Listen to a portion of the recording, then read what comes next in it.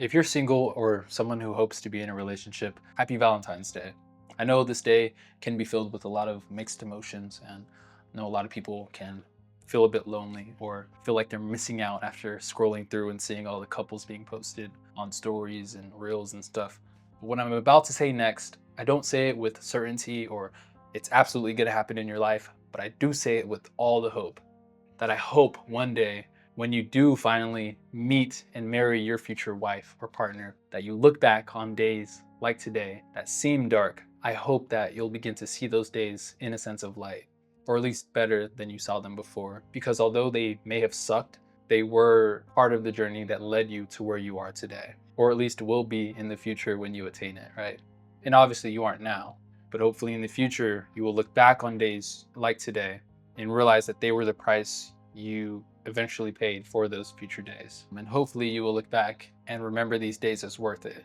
Remember all the moments where you have the future goal, you aren't living in it, but you're taking the steps necessary today to achieve it. You're becoming the future husband that you want to become. You're learning how to be disciplined. You're learning how to go to the gym, how to manage your emotions, how to be more at peace, learning how to be led more by the Spirit and not by your ego or your flesh. You're learning these things and you're becoming a better servant for the people around you so that you can better serve your wife in the future. These are the days that matter. And although they may suck, there is space for gratitude in them today. And you can make the best of them today towards your way to the future. And so again, this isn't one of those, this is going to happen for you, like it'll all work out. Like, I don't know. I don't know that it'll work out. But I do know that we can make the best of what's in front of us right now.